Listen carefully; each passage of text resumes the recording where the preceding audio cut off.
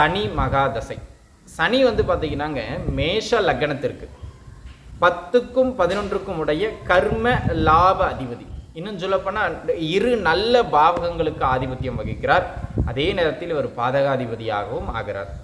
ஆனால் நல்லா பாருங்க, எந்த நிலையிலும் சனி இந்த ஜாதகத்தில் கெடுவாரானால் மேச லக்னக்காரர்களுக்கு அவர்களால் ஒரு நல்ல ஸ்திரமான வேலையில் அமர முடியாது.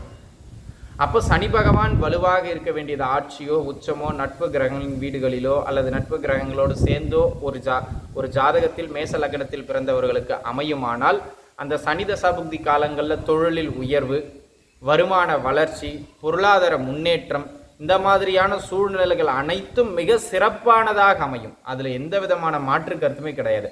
ஆக தொட்டது துலங்கக்கூடிய ஒரு அதி அற்புதமான யோகமான காலகட்டம் மேச லக்னக்காரர்களுக்கு சனி மகாதசை.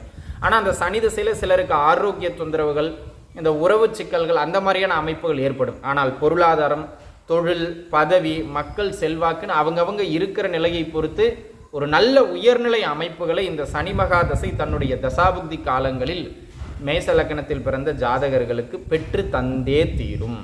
அதில் எந்த மாற்று கருத்துமே கிடையாது. சரிங்களா?